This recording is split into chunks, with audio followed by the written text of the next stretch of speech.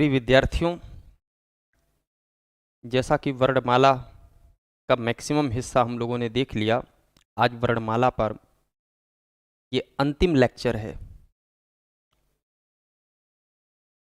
अब इसमें जो हम बात करने वाले हैं या इसमें जो भी चर्चा करेंगे वो विविध वाला हिस्सा है, जिसे हम लोग पहले ही जान पाए हैं कि विविध में हमें क्या क्या पढ़ना है। ये विविध केवल इस मामले में ही नहीं कि वर्णमाला का लेक्चर हम पूरा कर रहे हैं, बल्कि कुछ नवीन संकल्पनाओं से आप परिचित होंगे और ये आप महसूस करेंगे कि यदि परीक्षा में यह आया तो आप अन्य लोगों की तुलना में अपने आप को बेहतर पाएंगे। क्योंकि ये जो मैं आपको आज पढ़ाने वाला हूं, कुछ 2-3 नवीन संकल्पनाएं,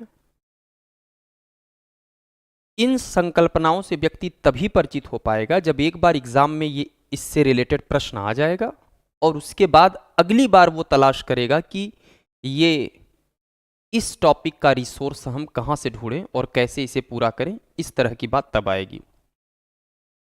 तो सबसे पहले जो विविध का हिस्सा है वो है विशिष्ट वर्ण।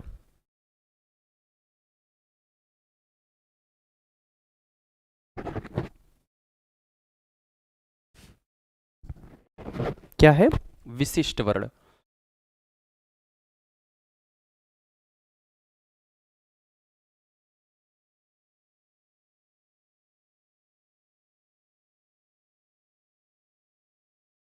विशिष्ट वर्ण में हमको पढ़ना किसकी किसके विषय में है, पहले वो जान लीजिएगा। सबसे पहले एक तो हम जानेंगे अ के विषय में, दूसरा अड़ और ढ़ के विषय में, तीसरा र के विषय में,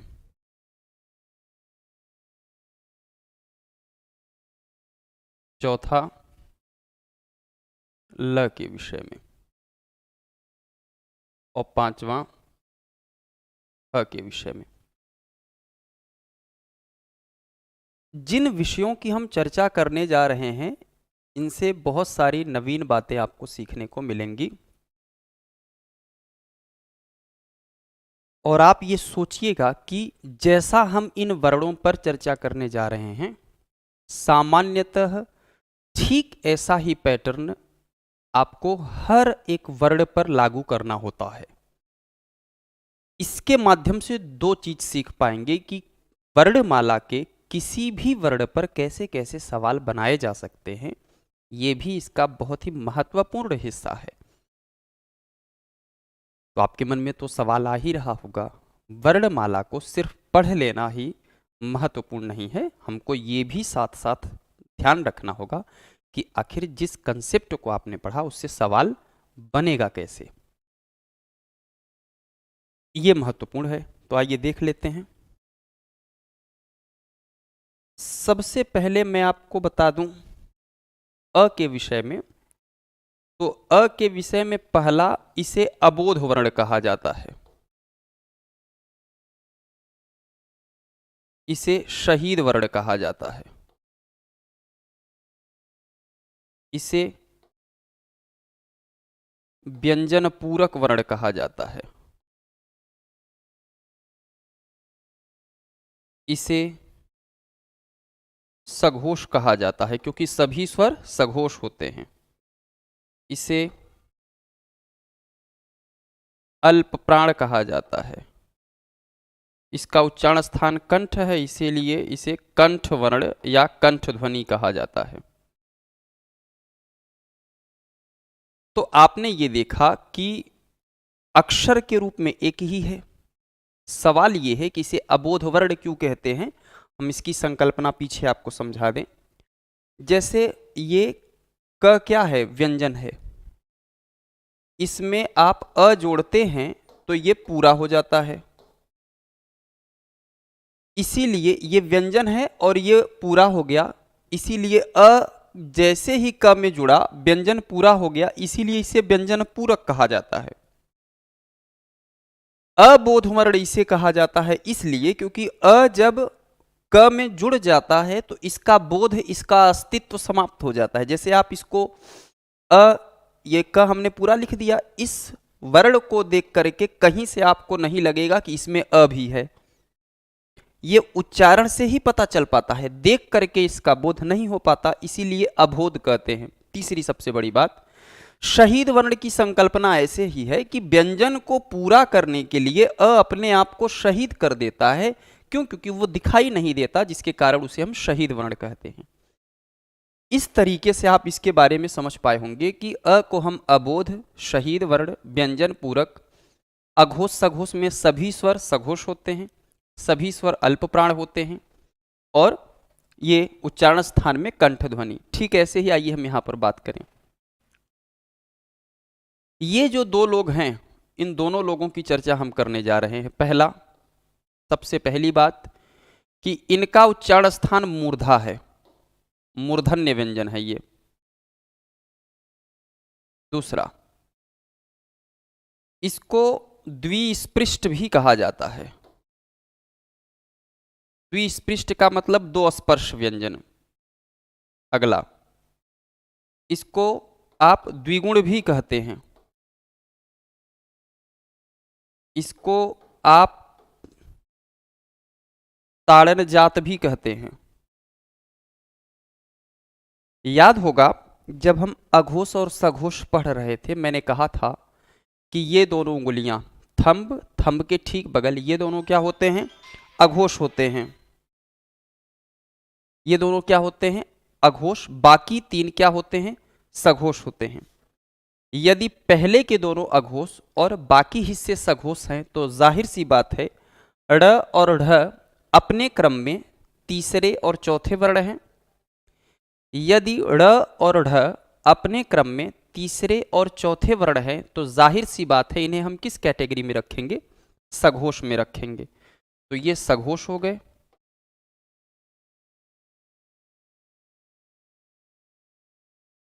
इसी क्रम में अगर हम आगे बात करें, पहले हमारे यहां जो था वो केवल ड और ढ था, माने इसके नीचे नुक्ता नहीं लगा हुआ था।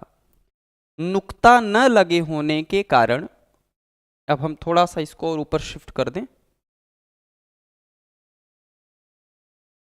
नुक्ता न लगे होने के कारण दो शब्दों के उच्चारण में थोड़ी सी समस्या फेस करना पड़ता था। जैसे सड़क अगर बोलना हो तो सड़क हो जाता था, गढ़ बोलना हो तो गढ़ बोलना पड़ता था। तो इस उच्चारण दोष को दूर करने के लिए नुक्ता का प्रयोग करके इनका निर्माण किया गया, तो इसीलिए इसको नवीन वर्ण कहा जाता है। ये बाद में निर्मित हुए, जिसके कारण ही हम इसे क्या कहते हैं? नवीन वर्ण।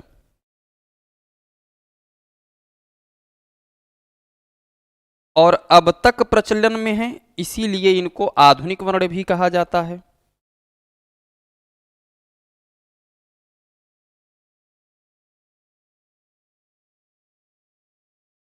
और होता क्या है, ड़ और ढ इनके अंदर दो भाषाओं के गुण हैं।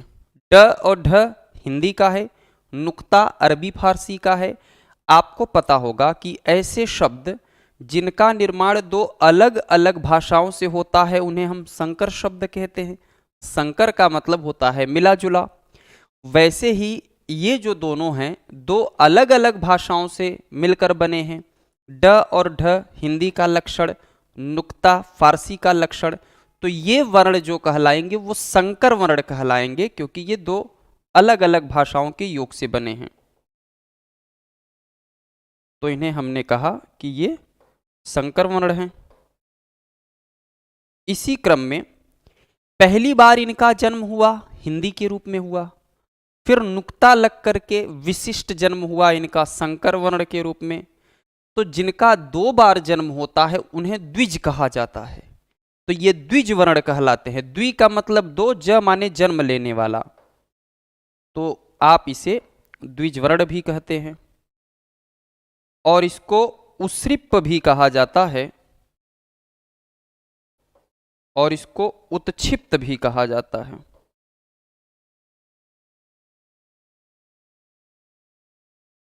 तो ये इसके नाम हैं। अब आपके मन में आया कि सर सघोष वाली संकल्पना तो बता दिया, फिर अल्प प्राण और महाप्राण के मामले में हम इन्हें कैसे देखेंगे। करना कुछ नहीं है, ड चूंकि तीसरा वर्ण है किसी भी वर्ग का और ढ चौथा वर्ण है, तीसरा हमेशा क्या होता है, अल्प प्राण, और चौथा हमेशा क्या होता है, महाप्राण। इस आधार पर ड़ अल्प प्राण और ढ महाप्राण है। अगर अल्प प्राण और महाप्राण की दृष्टिकोण से देखें तो ये दोनों अलग अलग ठहरते हैं, बाकी ये सारी बातें इन दोनों लोगों पर लागू होता है। तो इसलिए ये विशिष्ट वर्ण हैं क्योंकि ये कई अलग अलग नामों से जाने जाते हैं। इसी क्रम में अगर हम र के संदर्भ में देखें तो र वाले मामले में भी कुछ ऐसी ही बात आएगी। जैसे र के संदर्भ में आप कह सकते हैं कि इसका उच्चारण स्थान मूर्धन्य है। क्यों? क्योंकि इसके उच्चारण में जिह्वा में वाइब्रेशन पैदा होता है, मूर्धन्य हो गया। और ये अंतस्थ व्यंजन के अंतर्गत आता है, तो अंतस्थ व्यंजन भी है। इसे लुंठित वर्ण भी कहा जाता है, तो लुंठित हो गया। इसे कंपन्न जात भी कहा जाता है, तो कंपन्न जात हो गया। इसे प्रकंपित भी कहा जाता है, तो ये प्रकंपित भी हो गया। अब सभी जो अंतस्थ होते हैं वो सघोष के अंतर्गत आते हैं, तो सघोष व्यंजन हो गए। सभी अंतस्थ जो होते हैं वो अल्प प्राण होते हैं। याद होगा मैंने कहा कि सभी अ से अंतस्थ, अ से अल्प प्राण, इसलिए ये अल्प प्राण की श्रेणी में आते हैं। तो र जो वर्ण है वो वर्ण के नाम पर एक ही है, पर चूंकि कई नामों से जाना जा रहा है इसलिए मैंने भी इसे विशिष्ट कह करके अलग से बताना शुरू किया। ऐसे हर वर्ण पर लागू होता है, पर हर वर्ण में लुंठित, कंपन्न जात, प्रकंपित ये सारा कंसेप्ट नहीं आता है। पर हर एक वर्ण के सघोष के बारे में पूछा जाएगा, अघोष के बारे में पूछा जाएगा, उच्चारण स्थान के बारे में पूछा जाएगा। ये हर वर्ण पर लागू होता है। तो इससे एक व्यू और मिलता है कि हमको किस तरीके से देखना है और कैसे सवाल बनाए जा सकते हैं। ल के संदर्भ में भी कुछ बातें, जैसे उच्चारण स्थान के रूप में तो ये दंत है, ल भी अंतस्थ के अंतर्गत ही आता है, तो अंतस्थ हो गया। ल को पार्श्विक कहा जाता है कि पार्श्विक व्यंजन है, तो ये हो गया। ल के संदर्भ में कहा जाता है कि ये सघोष है, सभी अंतस्थ सघोष होते हैं और सभी अंतस्थ अल्प प्राण होते हैं, इसलिए ये अल्प प्राण वाली श्रेणी में भी आ जाएगा। तो ये हिस्सा भी आप समझ पाए होंगे। अब ह के विषय में अगर हम आप जानना चाहें तो ह के बारे में भी आप जान लीजिएगा। ह के संदर्भ में पहला एक तो कंठ ध्वनि है या कंठ वर्ण है, ये आप जान ही रहे हैं। दूसरा, सामान्य आधार पर इसे हम ऊष्म व्यंजन कहते हैं, तो ये ऊष्म व्यंजन भी है। इसी क्रम में अगर प्रयत्न के आधार पर याद होगा तो मैंने कहा था कि इन्हें संघर्षी के अंतर्गत रखा जाता है। सभी ऊष्म क्या होते हैं? संघर्षी। इसीलिए परीक्षा में दोनों मिला करके पूछा गया कि ऊष्म संघर्षी किसे कहा जाता है, तो इसे ऊष्म संघर्षी। ये वही है जिसे काकल या फिर काकल्य वर्ण भी कहा जाता है। ये विशिष्ट बात है, ये आपको ध्यान रखना होगा, सवाल पूछा जाएगा। इसे हृद वर्ण भी कहा जाता है, माने इसमें हृदय का योगदान। जैसे अ को शहीद वर्ण कहा जाता है, वैसे ह को भी शहीद वर्ण माना जाता है व्यंजन में। इतना डिफिकल्ट पूछेगा नहीं, पर केवल कभी कभी लोग आपकी विद्वता को परखने के लिए ऐसा प्रश्न पूछ लेते हैं। परीक्षक या किसी परीक्षा में इससे कोई वास्ता नहीं होगा। शहीद वर्ण, हाँ ये अलग बात है कि इसे स्वर यंत्रीय कहा जाता है, ये जरूर पूछा जाएगा। स्वर यंत्रीय व्यंजन, ये सघोष है कि अघोष है पूछा जा सकता है, तो ये सघोष की श्रेणी में आता है। फिर आपसे पूछा जाएगा ये अल्प प्राण है कि महाप्राण, सभी ऊष्म क्या होते हैं, महाप्राण, इसलिए ये महाप्राण के अंतर्गत आएगा। तो वर्ण तो एक ही है, पर इसके कई अलग अलग डिमेंशंस हैं, तो आपको ये ध्यान रखना होगा। तो इस तरीके से हम लोगों ने देखा कि विशिष्ट वर्ण की जो संकल्पना है कि वर्ण को, किसी भी वर्ण को हम लोग कितने तरीके से देखेंगे, बहुत ही सहज है। इसको एक बार दो बार देखिए, नोट्स ठीक इसी पैटर्न पर बनाइएगा जिस तरह से मैंने मैप बनाया है, जिस तरह से मैंने इसको डायग्राम में बनाया है, ठीक वैसे ही डायग्राम में आप लोग इसको, बिना डायग्राम बनाएंगे तो याद नहीं हो पाता है, ठीक है। तो डायग्रामिनल अंदाज में आप इसको मेंटेन करिएगा, जैसा जैसा सिनॉप्सिस है ठीक वैसा लिखिएगा। तो आपको जब रिवीजन करेंगे तो इसका बड़ा लाभ मिलेगा। अभी तो नहीं समझ पाएंगे, पर रिवीजन करते समय आपको ये लगेगा कि ये तरीका हमारे समझ में कहीं ना कहीं एक अच्छी उपादेयता निभा रहा है, तो ये भी महत्वपूर्ण हो जाता है। तो ये जो बातें रही हैं ये विशिष्ट वर्ण की रही हैं। आइए अब हम चलते हैं अगले संकल्पना पर। तो हमने देखा ये सारा इंफॉर्मेशन अ से रिलेटेड है, ये सभी इन दोनों से रिलेटेड है, र, ल और ह। अब हम बात करेंगे अमानक वर्ण, एक और संकल्पना, अमानक वर्ण।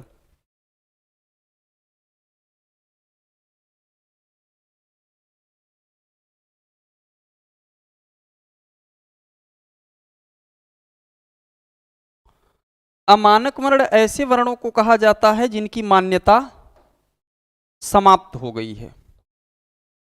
तो मान्यता समाप्त होने को लेकर के बहुत परेशान नहीं होना है। इसका मतलब ये है कि ऐसे वर्ण जिनका अब, जैसे मैं आपको बताऊं, बिना लिखे आप समझ नहीं पाएंगे। जैसे एक वर्ण पहले था ये, ऐसे बनता था एक वर्ण, एक वर्ण बनता था ऐसे,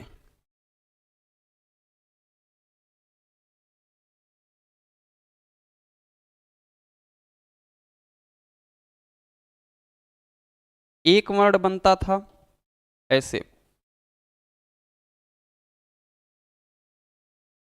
एक वर्ण बनता था ऐसे, एक वर्ण बनता था ये ऐसे वर्ण हैं जो पुरानी किताबों में आपको देखने को मिलेंगे।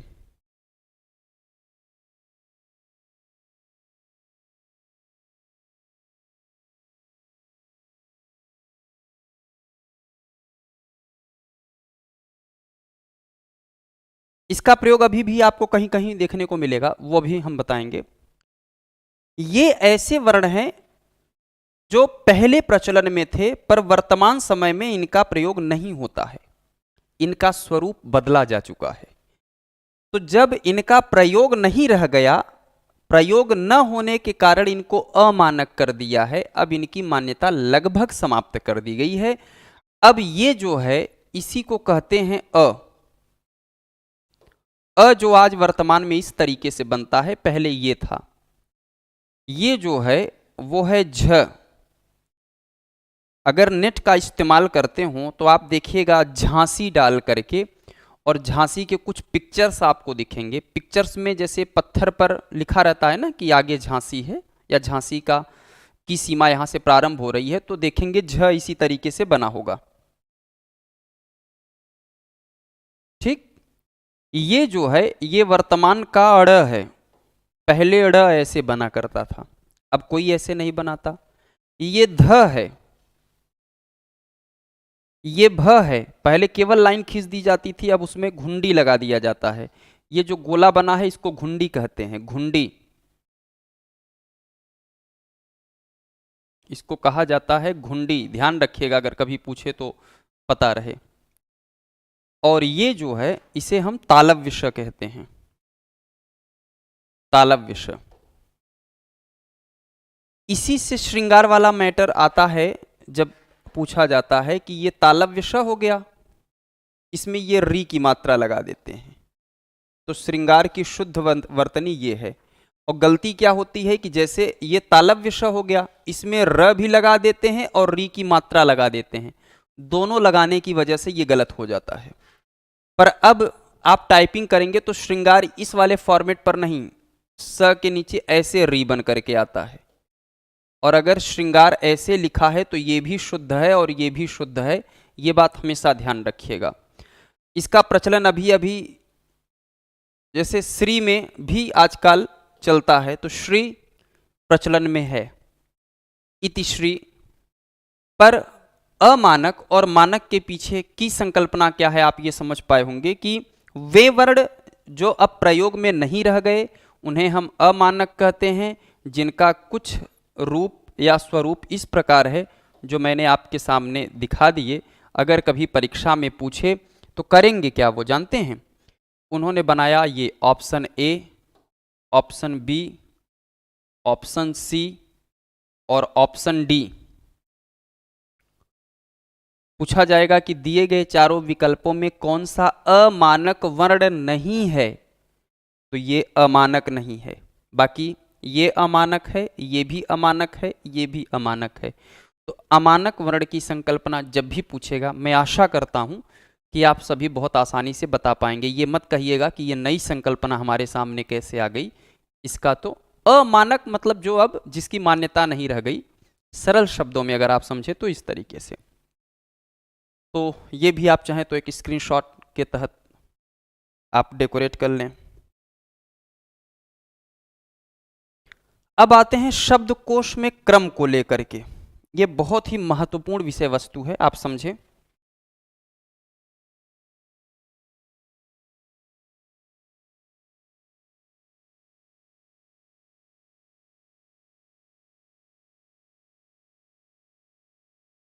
शब्दकोश में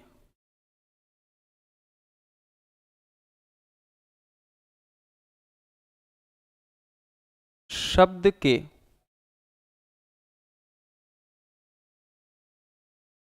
क्रम,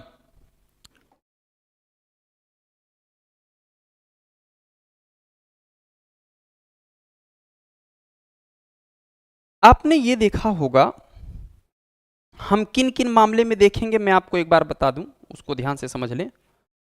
सबसे पहले तो मैं आपको बताना चाहूंगा वर्ण के स्तर पर, फिर मैं आपको बता दूं स्वर के स्तर पर, फिर आपको बता दें व्यंजन के स्तर पर।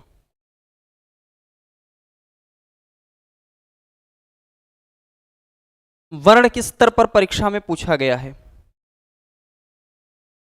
अब प्रश्न ये है, वर्ण के स्तर पर जो आपको पूछा जाता है वो देखिए किसके किसके विषय में। आपने देखा होगा कि एक तो क्ष, एक है त्र, एक है ज्ञ, एक है श्र। इनके बारे में पूछा जाता है कि यदि डिक्शनरी में इनसे शुरू होने वाले शब्दों को देखा जाए तो वो कहाँ मिलते हैं। तो पहले डिक्शनरी के पैटर्न को समझ लीजिएगा, फिर हम हिंदी पर आते हैं। शब्दकोश ही इंग्लिश का डिक्शनरी शब्द है। जो इंग्लिश में आप डिक्शनरी बोलते हैं वही हिंदी में शब्दकोश है। अब होता क्या है पहले वो देख लेते हैं। खूब गंभीरता से इसे आप समझिएगा, क्योंकि ये व्यवस्था अक्सर लोगों से गलत हो जाती है। अगर शब्द क्रम की व्यवस्था की बात करें तो पहले इंग्लिश वाला हिस्सा देख लें। जैसे ए से पहला स्टेप में ए से लेकर के मान लीजिए जेड तक अल्फाबेट है। दूसरी बात, आपने देखा होगा कि शब्दकोश का सिस्टम यह है कि पहले ए से जितने वर्ण होंगे वो लिखे जाएंगे, फिर बी वाले लिखे जाएंगे, फिर सी वाले लिखे जाएंगे, फिर डी वाले लिखे जाएंगे, ऐसे जाते जाते फिर जेड वाले लिखे जाते हैं। ये रूल है कि जैसे अगर हमको ए से स्टार्ट होने वाले किसी शब्द को देखना है तो हम ए वाले लिस्ट को सर्च करते हैं और सरलता से पहुंच जाते हैं। आपके मोबाइल में जो कॉन्टैक्ट सेव होता है वो इसी डिक्शनरी वाले फॉर्मेट में ही होता है। आप देखिए, जितना ए से नंबर सेव करेंगे वो एक जगह मिलेगा, बी वाला एक साथ मिलेगा, सी वाला एक साथ मिलेगा। ये मोबाइल में आपको देखने को मिलेगा। अगर आप कभी चेक करें या इस पर ध्यान रखें तो आपको लगेगा कि हाँ, एग्जैक्टली ऐसा ही मिलता है। तो सबसे पहले क्या है कि हम ए, फिर बी, फिर सी इस तरह से अरेंज करेंगे। यहां तक समझने में दिक्कत नहीं होती है। अब समस्या कहां से शुरू होती है? तीसरे नंबर से समस्या कि हो सकता है कि जैसे ए से ही बहुत सारे शब्द हों। जैसे मान लीजिए एक शब्द आ गया एक्स, एक शब्द आ गया एप्पल, एक शब्द आ गया ऑरेंज, एक शब्द आ गया एगो, एक शब्द है आर। मान लीजिए ये है। अब परीक्षक आपसे पूछ रहा है कि यदि डिक्शनरी में हम ढूंढना शुरू करें तो इन्हें कहां ढूंढेंगे? तो जाहिर सी बात है, इन सब का अल्फाबेटिकल ऑर्डर ए से है तो ए वाले कॉलम में ही हम शुरू करेंगे। तो ये तो जाहिर सी बात है। पर अब ये बताना है कि ये पांचों वर्ड में पहले नंबर पर कौन आएगा। तो एकदम सरल सा तरीका जान लीजिएगा, उससे बढ़िया नहीं है, और वहीं से आप उसको डिटेक्ट कर पाएंगे। आपको लग रहा है ए सब में कॉमन है, तो इसका मतलब कि सब इस मामले में बराबर हैं, तो हम इसको कैंसिल कर दें। देखिएगा, ए यहां कैंसिल, यहां कैंसिल, यहां कैंसिल, यहां कैंसिल, यहां कैंसिल। अब हम दूसरे वाले वर्ण पर शिफ्ट हो रहे हैं। ये एक्स है दूसरा वर्ण, इसका है पी, इसका है आर, इसका है जी, इसका है आर। आप मुझे बताइए कि X, P, R, G, R में सबसे पहले कौन सा आएगा? तो आप देखते हैं कि जो पहला वर्ण होगा वो होगा जी, तो इसका मतलब कि जी पहले नंबर पर होगा। तो ये हो गया। अब जी पहले पर है तो हमने यहां पहले पर लिख दिया एगो। अब दूसरे पर कौन आएगा? अब इसकी बात तो समाप्त हो गई। अब हम देखते हैं कि एक्स, पी, आर और आर में इनमें पहले कौन आ रहा है। तो देखिएगा, पी, क्यू, आर, पी पहले आता है, फिर क्यू आता है, फिर आर आता है, फिर S, T, U, V, W, X, Y, Z. तो पी पहले आ रहा है, इसका मतलब कि दूसरे नंबर पर जो होगा वो एप्पल होगा। ये हुआ। अब तीसरा, माने ये दूसरे नंबर का हो गया। अब हम देखेंगे, अब हमारे पास तीन वर्ड हैं। अब हमने ये देखा, हमारे साथ समस्या ये हुई कि आर यहां भी है, आर यहां, तो इसका मतलब कि जब अब एक्स और आर में कौन पहले आएंगे, तो ये तो पता हो गया कि एक्स सबसे लास्ट में आएगा, पर आर वाला इससे पहले आएगा। पर दिक्कत एक और आ गई कि दो ऐसे शब्द हैं जिनमें दोनों में आर दिखाई दे रहा है, तो जहां जहां कॉमन हो हम पहले उसको कैंसिल कर देंगे। अब हम यहां से ये वाला आर कैंसिल कर दिए, क्योंकि कॉमन था, हम यहां से जजमेंट नहीं ले पा रहे थे। इसके बाद वाले वर्ड को या लेटर को देखते हैं, तो यहां आर है और यहां ई है। मुझे आप बताइए कि अब दोनों में पहले कौन आ रहा है? तो पहले आ रहा है ई। इसका मतलब ये है कि ए आर ई तीसरे वाले नंबर पर आएगा। तो हमने यहां तीसरा नंबर वही बना लिया, ए आर ई। चौथे नंबर पर क्या आ जाएगा? Arrange, A double R, arrange. अब एक्स की बात है तो ये पांचवें नंबर पर हमने कर दिया एक्स। अब हमने देखा कि इस तरह से व्यवस्था, जब वर्ड कॉमन होने लगे तो उसको कैंसिल कर दीजिए। फिर हम दूसरे वर्ण से देखेंगे कि दूसरा वाला जो वर्ण है किसी शब्द का वो पहले है कि बाद में है। जो पैटर्न आपने यहां देखा, ठीक यही पैटर्न हिंदी में लागू होगा, ये बात ध्यान रखिएगा। वहां भी एक सतर्कता बरतने की जरूरत है। वो क्या है, सबसे पहले आइए अब हम देख लें। अब हम बात कर रहे थे इनकी, तो सबसे पहली बात यहां से ध्यान रखिएगा कि जब हम डिक्शनरी में अरेंज करेंगे तो सबसे पहले स्वर की बात आएगी। तो स्वर में आप देख रहे हैं अ आया, फिर छोटी ई, अ के बाद फिर आ वर्ण आया, फिर छोटी ई, फिर बड़ी ई, छोटा ऊ, बड़ा ऊ, री, ए, ओ, औ। ये हो गया। व्यंजन में हम क से शुरू करेंगे, क, ख, ग, ऐसे जाते जाते जाते जाते हम आगे तक बढ़ेंगे। अब वहां रुके हैं, उसके पीछे भी कोई वजह होगी, इसीलिए अब ध्यान से समझिएगा। अब आप सोच रहे हैं सर अंग और अह कहां चला गया, तो ध्यान रखिएगा अह का जिक्र हम करेंगे ही नहीं। क्यों?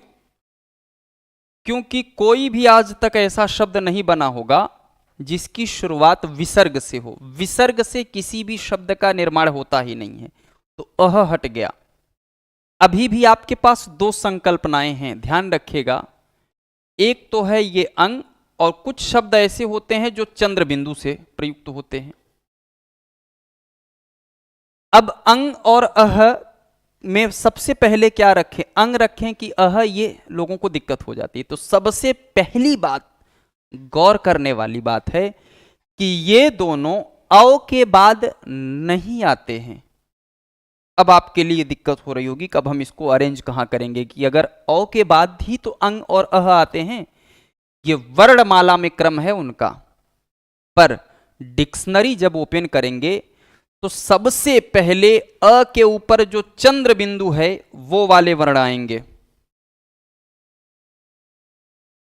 उसके बाद अ के ऊपर जो अंग की बिंदु है वो वाले वर्ण आएंगे। इसलिए हिंदी की डिक्शनरी की शुरुआत अ से नहीं होती है, ये बात विशेष रूप से ध्यान रखिएगा। हिंदी के डिक्शनरी की शुरुआत अ के ऊपर चंद्र बिंदु से, उसके बाद अंग वाले से, फिर उसके बाद ऐसे आगे बढ़ते बढ़ते वो आगे बढ़ेगा। ये बात आपको विशेष रूप से ध्यान रखना होगा। अब जिस पर बिंदु होगा उसको उसको आपको ध्यान रखना होगा। अब फिर प्रश्न पूछा जाता है कि अगर हम डिक्शनरी में क्ष वाला वर्ण ढूंढें तो किस क्रम में आएगा, त किस क्रम में आएगा, ज्ञ और स्र। तो हम गलती कर देते हैं कि क्ष को हम मान लेते हैं कि ये जब पूरा पढ़ते हैं य र ल व श फ स ह क्ष, ह के बाद क्ष आता है, तो हम मान लेते हैं कि हिंदी डिक्शनरी में जहां ह समाप्त होगा उसके नीचे क्ष वाले सारे वर्ण होंगे। ये बिल्कुल भी गलत है, ध्यान रखिएगा। तो क्या है, जब हम इनको तोड़ते हैं, जब हम इनको ब्रेक करते हैं, तो वहां से आप क्लियर कर पाएंगे ये दो वर्णों से मिलकर बना है, ध्यान रखिएगा। क और मूर्धन्य स से मिलकर बना है ये। ऐसे ही त्र की बात करें तो ये आधा त प्लस र से मिलकर बना। ज्ञ की अगर हम बात करें तो आधा ज और य से मिलकर बना। और श्र की बात करें तो ये आधा श और र से मिलकर बना। डिक्शनरी का एक रूल है, अगर आपको याद होगा मैंने बताया है कि डिक्शनरी में सदैव क्रम से, सीक्वेंस से रखा जाता है। इसलिए क्ष से जितने भी शब्द बनेंगे वो हमेशा, अब पहला वाला वर्ण ही तो पहले रखा जाएगा। अगर पहला वाला वर्ण पहले रखा जाएगा तो पहला वाला वर्ण यहां है क्या, क। पहला वाला वर्ण यहां है क्या, तो पहला वाला वर्ण यहां क्या है, ज। यहां क्या है, श। अगर आपको क्षत्रिय शब्द ढूंढना होगा तो वो ह के बाद कभी नहीं मिलेगा, वो हमेशा क वाले लिस्ट में मिलेगा। क्यों? क्योंकि क्ष का जो पहला वर्ण है वो क है। तो अरेंज करते समय क में ही, अब क के बाद ध्यान रखिएगा, यहां से मैं आपको एक बात और समझाऊंगा, इसको अच्छे से समझिएगा। पहले क वाले सारे लोग मिलेंगे और इसी वाले क के लिस्ट में ही आपको क्ष मिलेगा। क के बाद क्ष इसी में मिलना है, ध्यान रखिएगा। उसके बाद जब क्ष वाले सारे वर्ण हो जाएंगे तब आएगा ख की बारी। अब इसी क्रम में ज्ञ से जितने वर्ण होंगे वो कहां मिलेंगे, किस वर्ण की लिस्ट में? तो आपने देखा कि ज, तो इसी क्रम में बढ़ते रहेंगे। तो ज जहां होगा ज वाले ही लिस्ट में सभी ज्ञ वाले वर्ण मिलेंगे। यह विशेष रूप से ध्यान रखना है। फिर त्र से जितने भी शब्द का निर्माण होगा वो कहां मिलेंगे? तो वो त वाले लिस्ट में। क्यों? क्योंकि त्र का एक्चुअल में जो पहला वर्ण है वो त है। तो जहां त होगा त का ही पहला वर्ण क्या हो जाएगा? त्र कहां मिलेगा? त के लिस्ट में मिलेगा। और श्र वाला जो मिलेगा वो तालव्य श वाले लिस्ट में। जैसे आपको श्रम ढूंढना है तो तालव्य स के लिस्ट में ढूंढेंगे तब ये आपको श्र मिलेगा। तो अब सवाल ये बनता है कि हिंदी शब्दकोश में क्ष का क्रम, इसको हम क्ष बोलते हैं। क्यों? क्योंकि क के बाद मूर्धन्य श का उच्चारण करेंगे। ये छ नहीं है, छ नहीं है, ये क्ष है। क्ष क से शुरू करेंगे, क पूरा बोलने से पहले हमारा संक्रमण दूसरे वाले वर्ण पर हो जाना चाहिए। तो क्ष, तो क्ष से बनने वाले सभी शब्द वो किस वर्ण व्यवस्था में मिलेंगे? क के लिस्ट में। जितने भी ज्ञ से शब्द निर्मित होंगे वो कहां मिलेंगे? ज। जितने भी त्र से निर्मित होंगे वो कहां मिलेंगे? त। जितने भी स्र से निर्मित होंगे वो कहां मिलेंगे? श। क्यों? उसके पीछे की वजह आप जान गए होंगे। वो ऐसा इसलिए क्योंकि इन्हीं सिस्टम के आधार पर उनका निर्माण हुआ है। तो ये विशिष्ट रूप से आपको ध्यान रखना है। ये व्यंजन का सीक्वेंस हो गया। बात समझ पा रहे हैं? अब यहां आपने ये देखा, ये तो आपने समझ लिया कि अब ये परीक्षा में आया हुआ है कि क्ष का क्रम किस वर्ण के बाद आता है? क के बाद कि ह के बाद? क्योंकि ह के बाद वर्णमाला में आता है क्ष। श श श ह क्षत्र ज्ञ स्र। पर डिक्शनरी में जितने भी क्ष वाले शब्द होंगे वो क के बाद आएंगे। कोई पूछेगा ऐसा क्यों? तो क्योंकि क्ष जिन दो वर्णों से मिलकर बना उसका पहला वर्ण क है, इसलिए। ये सामान्य बात रही है। अब यहां विशेष रूप से ध्यान रखिएगा, जिस तरह से अंग और ये चंद्र बिंदु पहले आते हैं वैसे ही व्यंजन भी इस बात के लिए बाध्य करता है। अब बाध्य का क्या मतलब है, ध्यान से समझिएगा। इसका मतलब यह है कि यदि, अब यहां से दो बातें सीखिएगा। शब्दकोश में किसी भी शब्द की शुरुआत कहां से होगी? तो आप बताएंगे कि शब्दकोश में शब्द की शुरुआत अंग से होती है। अ से हम किसी भी शब्द की शुरुआत करते हैं। हिंदी डिक्शनरी की शुरुआत यहीं से होगी। और अगर पूछा जाएगा ये हिंदी शब्दकोश की शुरुआत है, और अगर कोई पूछे कि हिंदी डिक्शनरी का अंत किस वर्ण से होता है, तो ध्यान रखिएगा ह से होता है। हिंदी शब्दकोश का अंत किस वर्ण से होगा? ह से। सवाल बनेगा क्यों?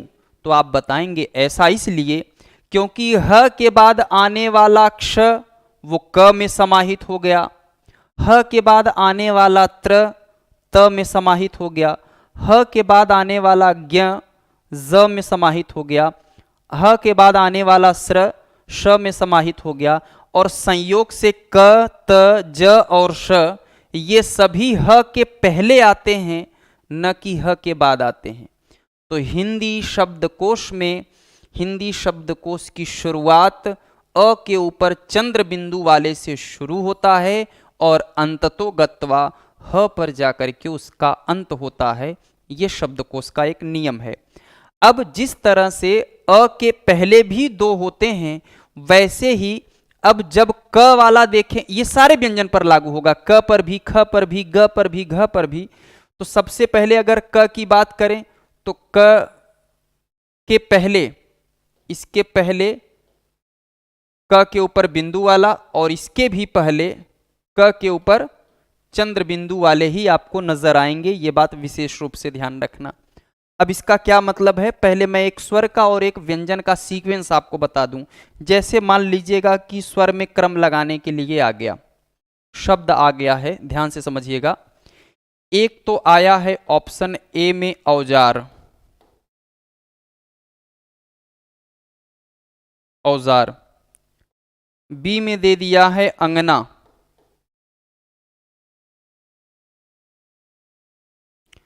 सी में दे दिया है अंग और डी में दे दिया है अचल। अभी केवल स्वर की अगर हम बात करें और आपसे कहा जाए कि वर्णमाला में इसके सीक्वेंस को लगाइए, तो कैसे लगाएंगे? तो मैंने आपको बताया कि पहले चंद्र बिंदु वाला पहले नंबर पर होगा, तो ये नंबर 1 हो गया। फिर मैंने कहा अंग वाले जो होंगे वो उसके बाद आएंगे, चंद्र बिंदु के बाद अंग वाला एक है, वो दूसरे नंबर पर हो गया। फिर उसके बाद अ आता है तो अ वाला तीसरे नंबर पर हो गया। अब अगर इसके बाद आ होता तो वो आता छोटी ई, बड़ी ई, छोटा ऊ, बड़ा ऊ, ये सीक्वेंस नहीं टूटेगा, ये सेम सीक्वेंस होगा। और उसके बाद लास्ट में औ है तो ये इसका मतलब कि चौथे नंबर पर होगा। इस तरीके से आपने समझा कि अगर ये 4 शब्द दिए हैं तो इसका सीक्वेंस आपको पता होना चाहिए। ठीक ऐसे ही अगर व्यंजन के संदर्भ में अगर कोई शब्द लागू हो, जैसे मान लीजिएगा ऑप्शन ए में उन्होंने दिया कौवा, बी में उन्होंने दिया कंगन, सी में दिया कमल और डी में दिया कांच। अब आपको कहा कि सीक्वेंस लगाइए। आपको करना क्या है, विशेष रूप से सबका कॉमन है, कोई दिक्कत नहीं। हम देखते हैं कि जो चंद्र बिंदु वाला है वो सबसे पहले आएगा, ये नियम है फॉर्मेट का।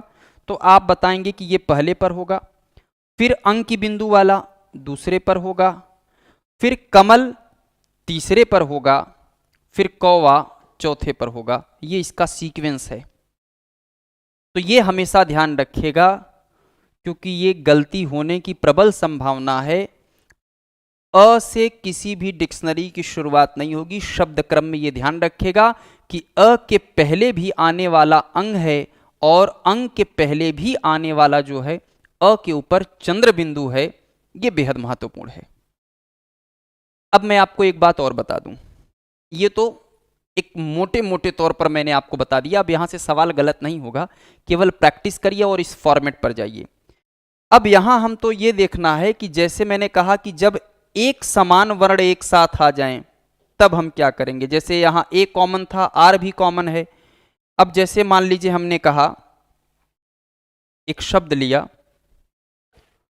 क से 4 शब्द दे दिया और चारों अलग अलग नाम से। जैसे मान लीजिएगा एक दे दिया गया कमल, एक दे दिया गया कटहल और एक दे दिया गया कनक और एक दे दिया गया कसक। अब आपको लग रहा होगा कि हम कैसे अरेंज करेंगे। सबसे कठिन वही वाला हिस्सा था जो हमने आपको समझा दिया। अब इसमें क्या है, क कॉमन है तो इसका मतलब कि इससे हम नहीं डिसाइड कर पाएंगे कि पहले कौन आएगा। फिर दूसरे वाले वर्ण में यहां म है, यहां ट है, यहां न है, यहां स है। बताइए इसमें पहले कौन आएगा, म, ट, न और स। तो सबसे पहले ट आएगा, क्योंकि च, छ, म तो 25वां नंबर का वर्ण है। ट कौन सा है? ट, त, ट, ठ, ड, ढ। उससे पहले न भी नहीं आएगा, तो पहले नंबर पर तो हो गया कटहल। दूसरे नंबर पर न पहले आता है कि म पहले आता है? तो त, थ, द, ध, न, प, फ, ब, भ, म। तो त, थ, द, ध, न पहले आता है। ऐसे काउंट किया तो आपको पता चला कि दूसरे पर ये है। फिर हमने देखा कि प, फ, ब, भ, म ये तीसरे पर है। फिर य, र, ल, व, फिर स उसके बाद आएगा, इसका मतलब ये चौथे नंबर पर है। तो यदि ऐसे समान वर्ण मिले, अब मान लीजिए इसमें भी अगर कोई दो शब्द समान रहा होता, जैसे मान लीजिए हम यहां कसक को हटा दें या कनक को हटा दें। एक और देख लें, जैसे दो शब्द आपको दे दिया गया, मान लीजिए एक शब्द हो गया कटहल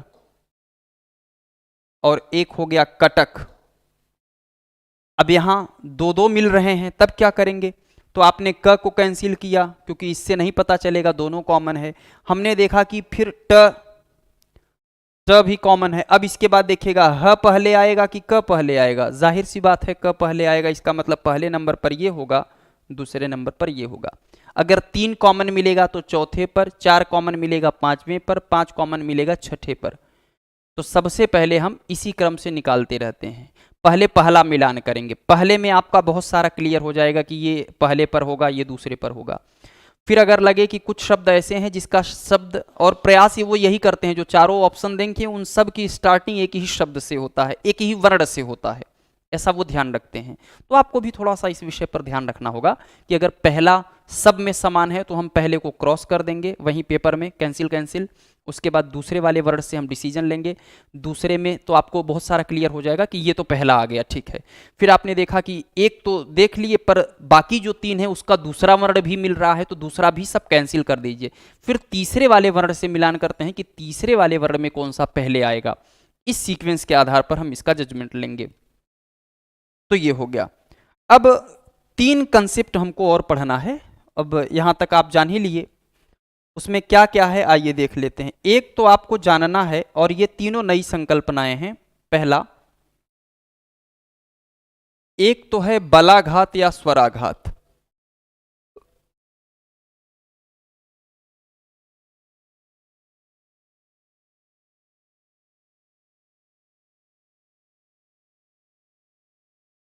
और इसी क्रम में एक है संगम। इंग्लिश में इसको जंक्टर कहा जाता है। और यहीं पर है एक अनुतान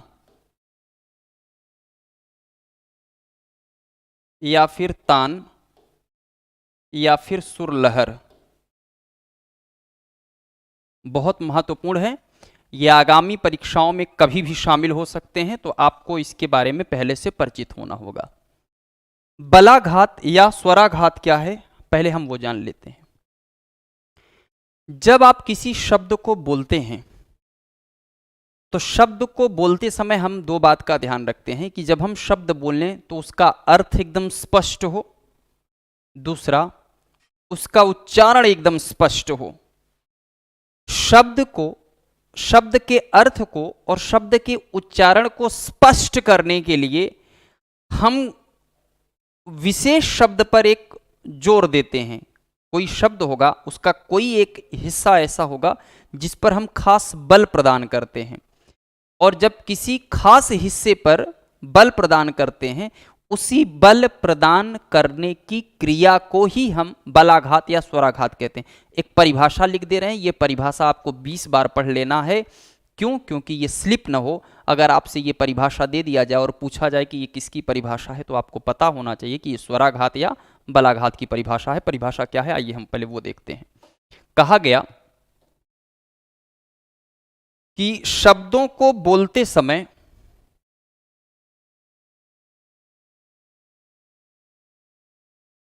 शब्दों को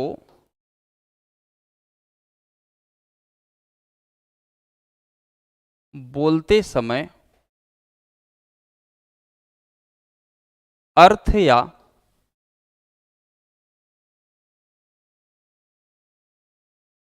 उच्चारण की स्पष्टता के लिए, अर्थ या उच्चारण की स्पष्टता के लिए जब हम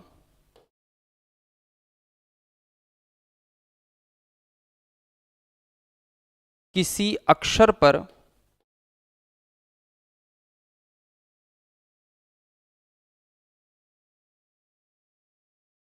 विशेष बल देते हैं, विशेष बल देते हैं, तब यह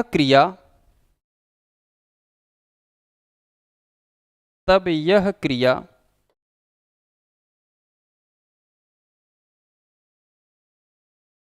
स्वराघात या बलाघात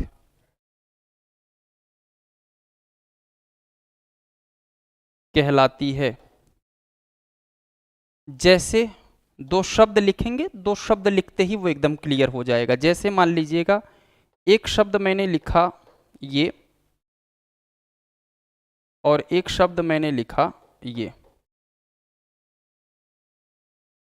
इन दोनों शब्दों के अर्थ को स्पष्ट करने के लिए या उच्चारण को स्पष्ट करने के लिए आपने देखा, जब आप इसको बोलेंगे तो आप ये देखते हैं कि ई पर आपको जोर देना पड़ता है, अधिक बल देना पड़ता है। व पर छोटी ई पर भी आपको जोर या बल देना पड़ता है। इसको अगर बहुत धीरे बोलेंगे इंद्र तो नहीं, इंद्र। इंद्र शब्द का शुद्ध उच्चारण हो पाए, इस शुद्ध उच्चारण के नाते ई पर विशेष बल देना पड़ रहा है। और ये जो आप ई पर विशेष बल दे रहे हैं, इसके इसी बल देने की प्रक्रिया को ही हम क्या कहते हैं, बलाघात कहते हैं या स्वराघात कहते हैं। तो शब्द जैसे ही हमने ये एग्जाम्पल बताया, आप बेहद सरलता से ये समझ पाए होंगे कि स्वराघात और बलाघात में क्या अंतर है। अब एक होता है संगम, केवल इसकी समझ पैदा कर लीजिए, कुछ भी है नहीं। संगम में क्या होता है आप ये देखिएगा। इसकी दो परिभाषाएं हैं संगम की, इसलिए ये दोनों परिभाषाएं एकदम एग्जैक्टली क्लियर होनी चाहिए। पहला,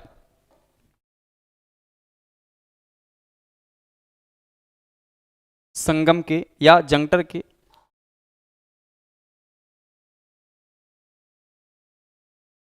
कहते हैं कि शब्दों के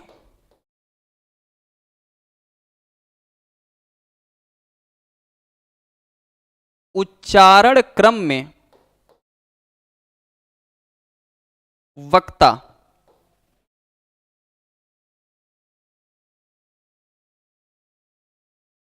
एक ध्वनि को समाप्त कर दूसरी ध्वनि पर, शब्दों के उच्चारण क्रम में वक्ता एक ध्वनि को समाप्त कर दूसरी ध्वनि का उच्चारण करता है, दूसरी ध्वनि का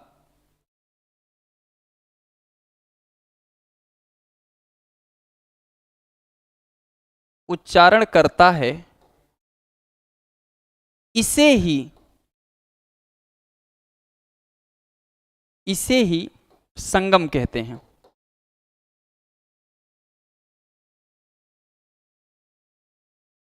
अब इसकी एक और परिभाषा जो इस बात को थोड़ा और स्पष्ट करने की क्षमता रखता हो वो देख लेते हैं। कहते हैं सरल शब्दों में कि एक ध्वनि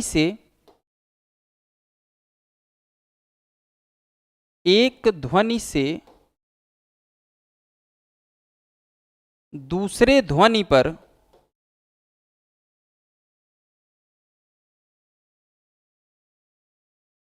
जो संक्रमण होता है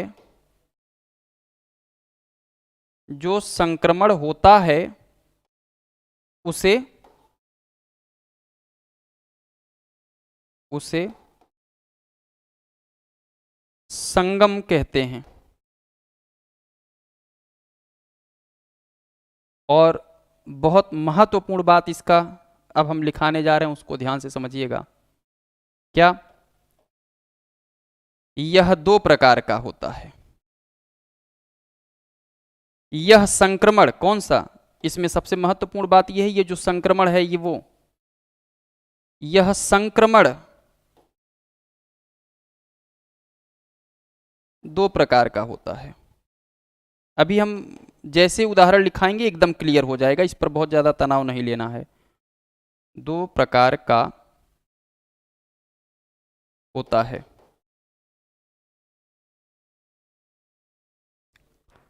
अब दो प्रकार का होता है, ये बात कैसे तय होगा? अब आप समझिएगा कि कौन कौन से हैं वो, ये समझिएगा।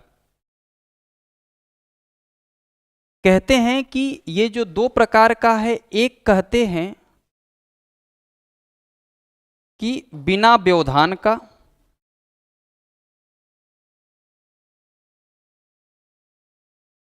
और एक संक्रमण हम करते हैं व्यवधान के साथ।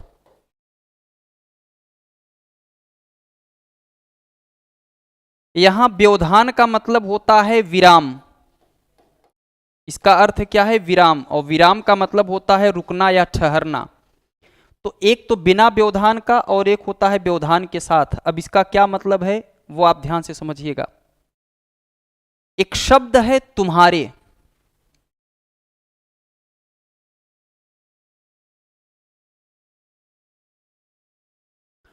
इसमें क्या होता है कि जब हम इस शब्द को स्पष्ट करना चाहते हैं, जब हम उच्चारण करते हैं, तो म ध्वनि को पूरा उच्चरित करने से पहले ही हमको ह पर संक्रमण करना पड़ता है। म को पूरा नहीं बोलते हैं, म को पूरा बोलने से पहले हम अगले ध्वनि पर क्या करते हैं? संक्रमण करते हैं, अटैक करते हैं। इसीलिए शुद्ध उच्चारण होता है। तो जब हम एक ध्वनि से दूसरे ध्वनि पर अटैक करते हैं तो बिना व्यवधान के, बिना अटैक माने बिना रुके, बिना विराम लिए। क्योंकि जैसे ही हम व्यवधान उत्पन्न करेंगे, इसी शब्द का अर्थ बदल जाता है। कैसे? अगर हम इसी को ऐसे कर दें, थोड़ा सा रुक करके बोल दें, तो क्या हो जाएगा? तुम हारे। तुम्हारे शब्द अब क्या हो गया? तुम हारे। तो कहते हैं कि इन दोनों शब्दों के बीच में जो गैप है, इसे ही बोलते हैं अवधान या फिर व्यवधान या फिर विराम या फिर रुकावट। यही है वो। तो वही कहा गया ना कि एक ध्वनि से दूसरे ध्वनि पर जो संक्रमण होता है उसे ही संगम कहते हैं। तो ये चूंकि एक संकल्पना है, इसका क्या महत्व है आप समझ पाए। यदि हम बिना व्यवधान के बोलते हैं तो शब्द का अर्थ दूसरा, व्यवधान के साथ बोलते हैं तो शब्द का अर्थ दूसरा निकलता है। तो ये जानते रहेंगे तो अगर परीक्षा में कभी ऐसी बातें आएंगी, या इनके आने के सवाल न के बराबर है, पर जब कभी भी आएगा तो आप उसमें क्या रहेंगे? तटस्थ रहेंगे कि नहीं, ये संगम जैसी संकल्पना आज मेरे सामने पहली बार नहीं आई। परीक्षा में अगर पहली बार ऐसे शब्द आते हैं तो माइंड एकदम ब्लैंक हो जाता है, हम समझ नहीं पाते कि हम इसका क्या निर्धारण करें और कैसे निर्धारण करें। तो ये जो मूल बात रही है ये आप समझ पाए होंगे। तो आपने ये देखा कि हम इसमें दो बातें सीख पाए कि आखिर बलाघात और स्वराघात में क्या अंतर है। अब जो एक महत्वपूर्ण हिस्सा है जो छूटा है, जिसे हमें आपको जानना है, वो है अनुतान या फिर तान या फिर सुरलहर। इसको हम अगले स्लाइड में देख लेते हैं क्योंकि इस स्लाइड में थोड़ा सा स्पेस कम है। बलाघात, स्वराघात और संगम, इसकी परिभाषाएं एक बार दो बार पढ़ लीजिएगा कि अगर परिभाषा, क्योंकि इनसे सवाल इनकी एग्जाम्पल से नहीं बनेगा, जब भी बनेगा ये परिभाषा लिख करके दे देंगे, पूछेंगे बताइए ऑप्शन ए में बलाघात की परिभाषा है कि संगम की परिभाषा है कि अनुतान की परिभाषा है। और अगर आपने ये ध्यान नहीं दिया तो आप ऐसे सवाल गलत कर सकते हैं। तो इनका जब भी बनेगा प्रश्न वो परिभाषा के माध्यम से बनेगा बस। अगर बनता है तो, नहीं तो कोई बात ही नहीं है, आप धूमधाम से अपना आनंद लीजिएगा। तो अनुतान, तान या सुर लहर क्या है, हम इस संकल्पना को भी इसी के साथ समझ लें। ध्यान रखिएगा, अनुतान आया या तान आया या फिर सुर लहर आया, क्या है ये? तो कहते हैं, अगर एक शब्द में कहें कि जब आप किसी शब्द को बोलते हैं उसमें एक लहर पैदा होता है, एक तरंग पैदा होता है, और वो तरंग कभी आरोह में होता है कभी अवरोह में। माने जब कभी आप किसी शब्द को बोलते हैं, या तो आप आगे धीरे से बोल देंगे आगे बढ़ते हुए अंदाज में, या कभी कभी आपने देखा होगा कि व्यक्ति बोलता रहेगा, बोलते बोलते उसकी आवाज थोड़ी सी स्लो होगी, फिर अचानक उसकी आवाज बढ़ेगी। तो इसकी परिभाषा क्या है, पहले वो जान लें। कहते हैं कि सुरों के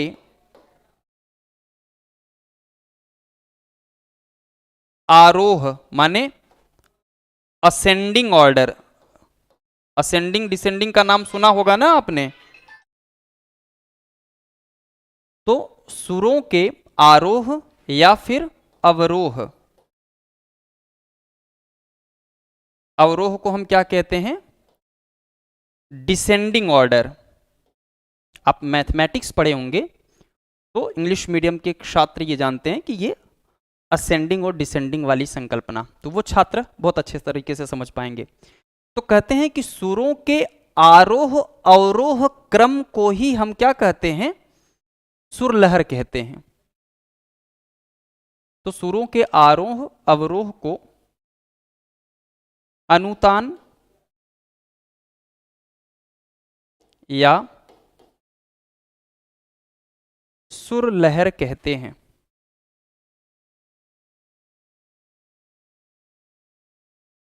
तो ये बात मेरे हिसाब से आप सरलता से सीख पाए होंगे या समझ पाए होंगे कि हम आपको क्या समझाना चाह रहे हैं।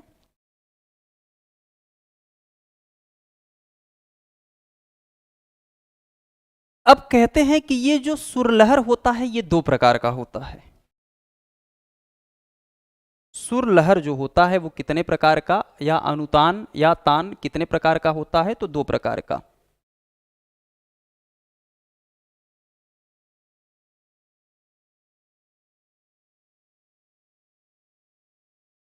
यह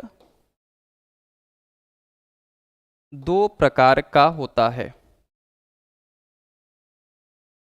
अभी आपको एक इंटरेस्टिंग बात लगेगी कि हाँ सर ये तो है, ऐसा होता है। एक को कहा जाता है शब्द सुरलहर,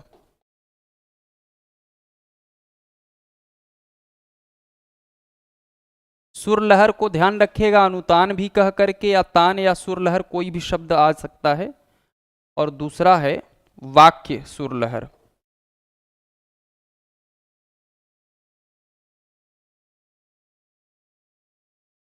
क्या अंतर आता है, हम एक शब्द बोलते हैं और एक शब्द बोलते ही उसके अर्थ में कितना क्लासिक परिवर्तन आता है आप समझ पाएंगे। एक शब्द है अच्छा, एक शब्द है अच्छा,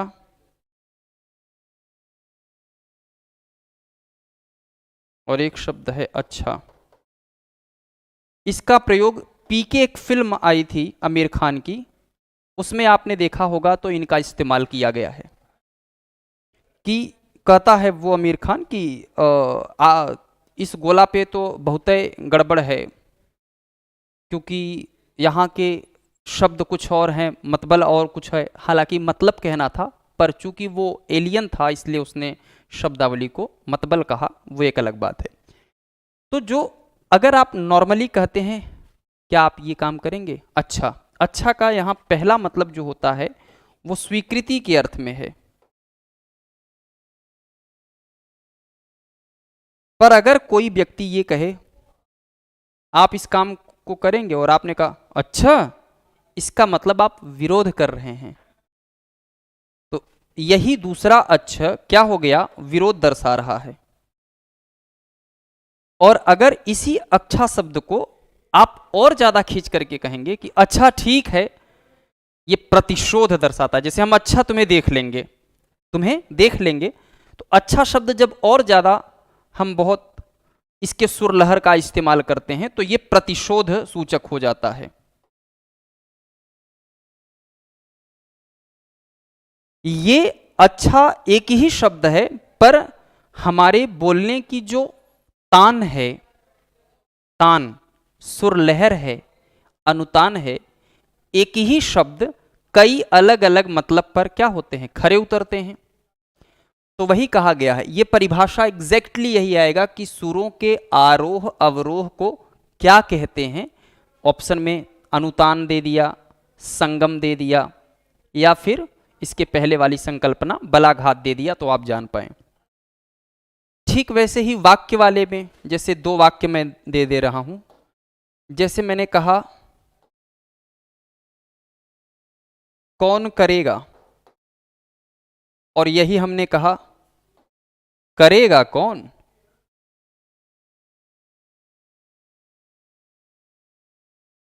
ये सुर लहर का ही खेल है।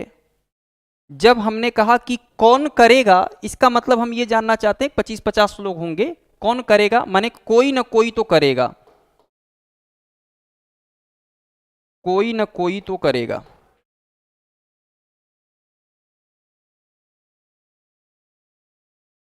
पर अगर हमने कहा करेगा कौन, इसका मतलब ये बहुत टफ काम है, अर्थात कोई नहीं करेगा।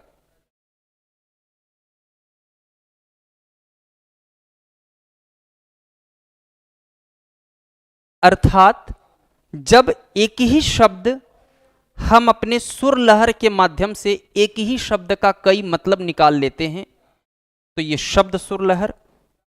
वाक्य के शब्दों को आगे पीछे करके या उसमें हम तान का परिवर्तन करके अगर हम उसका अलग अलग मतलब निकालते हैं, देखिएगा कौन करेगा और करेगा कौन में शब्द वही हैं। शब्द की संख्या मैंने न तो बढ़ाया न तो घटाया, केवल सीक्वेंस बदला अपनी तान के लिए, अपने सुरलहर के लिए, तो इसे वाक्य सुरलहर कहते हैं। जहां कौन करेगा अर्थ निकल रहा है कोई ना कोई तो करेगा, और करेगा कौन का अर्थ अर्थात कोई नहीं करेगा। जाहिर है इसमें सबसे इंपॉर्टेंट हिस्सा यही है इसका डेफिनेशन। ये तो केवल समझाने के लिए कि अगर पूछा गया दूसरा प्रश्न कि ये कितने प्रकार का होता है, तो आप ये भी बता सके ये 2 प्रकार का होता है। कभी ये सब सवाल पूछे नहीं जाएंगे, पर चूंकि ये मेरी जिम्मेदारी है कि आप हिंदी अगर पढ़ रहे हैं तो इसके हर पक्ष से, प्रत्येक पक्ष से आप एकदम अच्छे से अवगत रहें। तो आज के लिए लेते हैं विदा। ध्यान रखिएगा वर्णमाला कंप्लीट हो चुका है, इसमें कुछ भी नहीं बचा है। अब हम अगले लेक्चर में जब पढ़ेंगे तो हम बात करेंगे वाक्य की, कि वाक्य कौन से होते हैं या वाक्य क्या क्या फॉर्मेट है, या फिर अगर वाक्य नहीं पढ़ेंगे तो हम शब्द के विषय में पढ़ेंगे, शब्द पर चर्चा करेंगे। जैसा मुझे लगेगा कि ये हम तैयार करते हैं ना, पहले से इसको प्लान किया जाता है कि कौन सा ऐसा तथ्य है जो विद्यार्थी के मन में एक अच्छी छाप छोड़ता है। तो चलते हैं।